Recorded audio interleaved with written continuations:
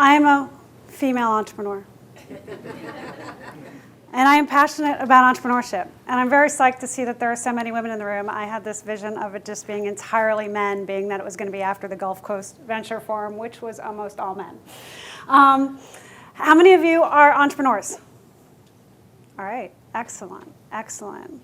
So as Sarah mentioned, I have founded 7 companies, all in the high-tech space. I have been part of a founding team that has raised multiple, that have raised over $46 million in angel and venture capital. And I'm here to tell you that only one of those companies was classified as women-owned. 28% of all businesses in this country are classified as women-owned. It's kind of a scary statistic. It gets worse. 85% of those businesses have 0 employees, none. Okay? 98.2% of those companies have less than $1 million in revenue annually. And when you're looking at people like me that start venture-funded backed companies, less than 7% of venture-backed companies have a female founder in any role whatsoever in the company. Pretty scary stats.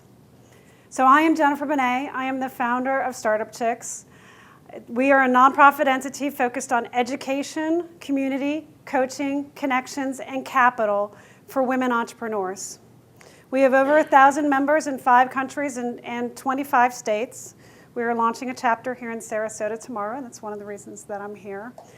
And I'm here to tell you a little bit about my story, how we got Startup Chicks started, and then how I think we solved this problem. So I'm a bit of an anomaly. I am a serial entrepreneur, chief technology officer, and CEO in different roles, different companies. I've raised over $46 million in venture capital. So I'm different. I'm an anomaly. I was actually written up in People magazine in the fall of 2000 because I was CTO of one of the fastest growing .coms at that point in time. It was called eTour.com. We grew from 4 founders to 160 employees. We raised over $40 million in venture capital, and we were acquired by Ask.com. We were the stickiest website on the internet for 3 years in a row in that crazy time, and I was the female CTO. In this same time frame, earlier that year, I had gone to a conference of CTOs in San Francisco. There were 3 women in the room, 3 female CTOs, including myself. There were other women in the room. They were the event planners, right? So here's the thing. It never bothered me. It never bothered me. I was used to it. I was used to being the only woman in the room. And on top of that, I kind of liked being the only woman in the room. Okay? You know, I was a tomboy growing up. I was really good at sports. I excelled at math and science.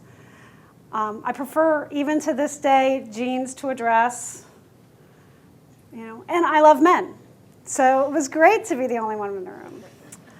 But about 5 years ago, I subconsciously going to all these events, tech startup events, technology events, regular entrepreneurship events, and I subconsciously started counting women. I'd be at an event and there'd be 300 people in the room and there'd be 19 women. I'd go to another event, there'd be 100 people in the room and there'd be 6 women. And then I went to one event, and there were 50 companies presenting, fast pitch style, to investors, and there was only 1 woman on stage. And I was like, what is wrong with this picture?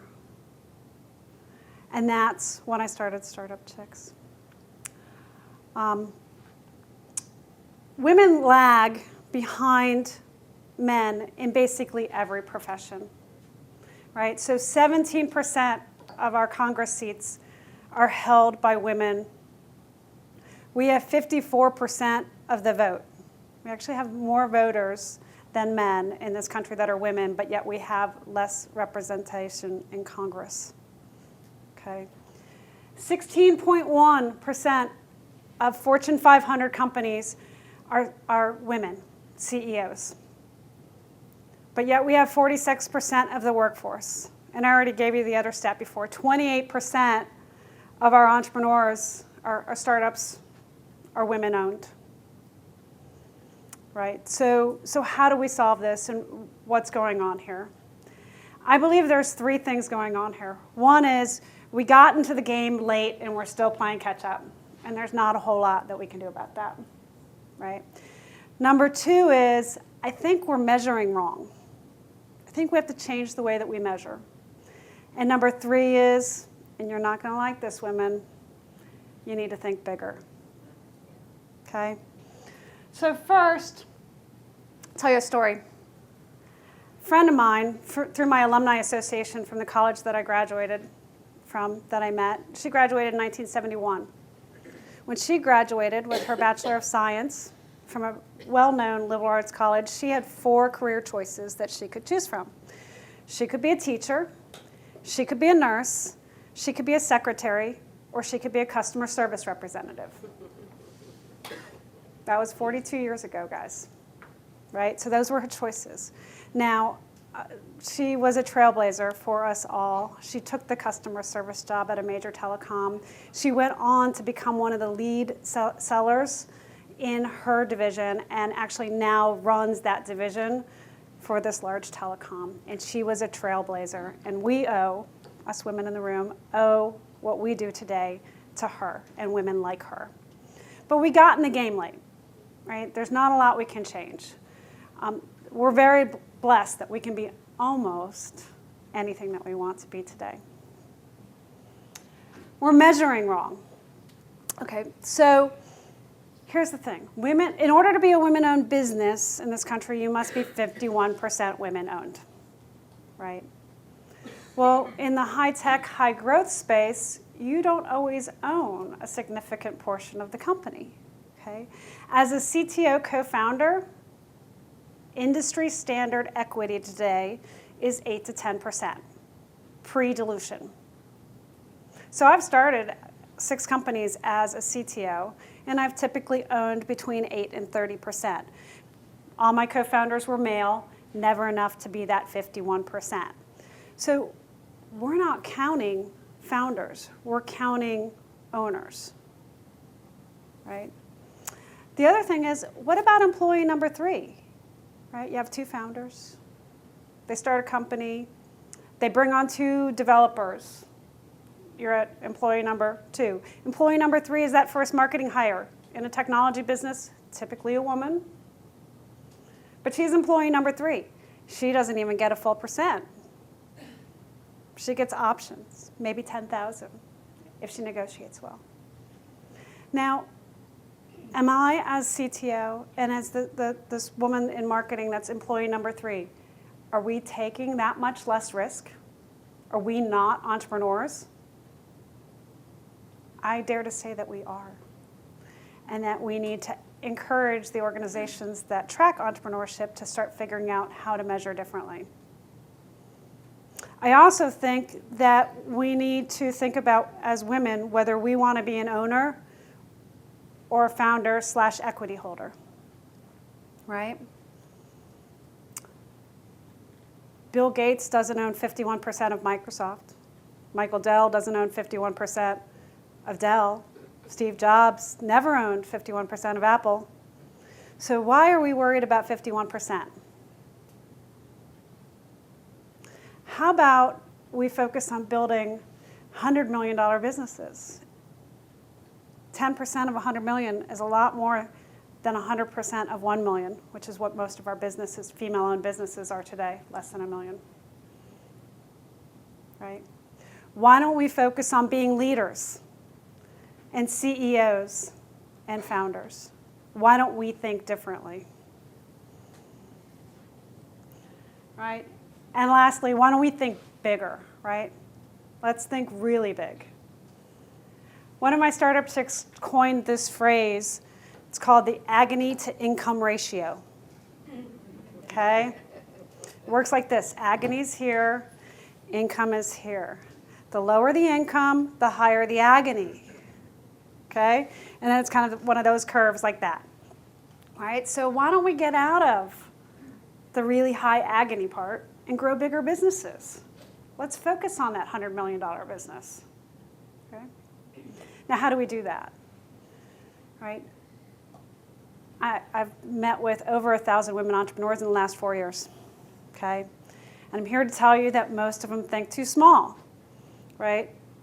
They have a great idea and they have a passion for what they're doing, right? And they're focused on a niche. What I want you to think about is, could you, instead of focusing on that niche, could you build a platform? Okay, here's my example. There's a mobile app company that I've been coaching for the last 2 years, and it's focused on the makeup space. Her product helps women make better makeup decisions in retail stores by getting reviews and customer information and discounts on their device while they're shopping at the store. It helps women make a better decision, and it helps stores with cart abandonment. Okay? Big deal. Millions and millions of dollars is lost to cart abandonment. So why can this app not also do the same thing for golf clubs? For anything that has a complex sales cycle, right? So we need to focus on building a platform that supports these different types of apps versus the one little app that we're truly passionate about. The next thing is we need to move beyond our passion to understanding the economics of our business. You don't know how many women I coach that their pitch is fabulous because the passion just exudes from them. But when they get that first question from an investor about how the economics of their business work, they don't know the answer. They have outsourced their financial model entirely. They have no idea what the key levers are that drive their business model, right? You can't outsource that. You need to understand the economics. I tell women, learn to love your cash flow statement, right? Use it every day. Figure out what the key metrics are and measure them every day and make sure you're on track. All right, so understand the economics of your business. The next thing I want to tell women, entrepreneurs, is we need to build teams, not families, right? A lot of women entrepreneurs build families for their organization. Right? You're not going to love everyone that necessarily works for you. We want to hire the absolute best person for the job. You need to like them. More importantly, you need to trust them. And you need to empower them. But they don't need to be your family.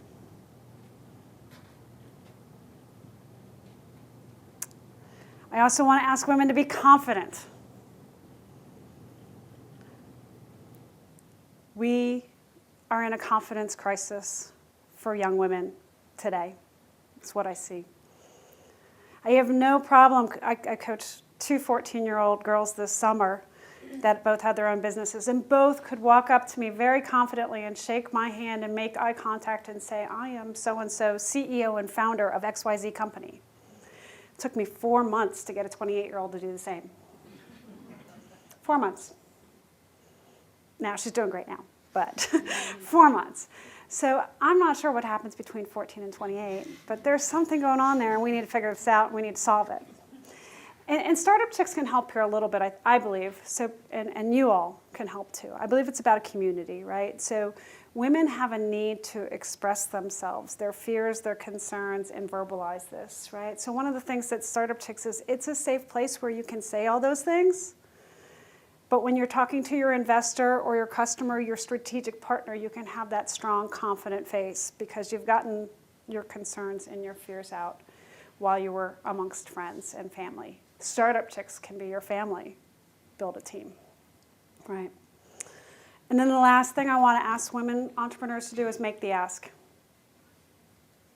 Studies show that the reason we're not getting funded somewhat at the same level as men is because nobody's asking for money, right? We're not thinking big enough. We're not asking for money. You don't get money if you don't ask for it, right? Just like you have to ask for the sale, you got to ask for the investment. So we need to make the ask. We need to think bigger. I teach all my women to make an ask at the end of their pitch or their presentation.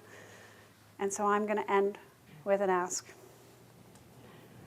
I would like to see you invest in a women entrepreneur in your community, be it through time or money. Mentor a woman entrepreneur. Help her open her eyes. Help her think bigger and make something big happen. Thank you.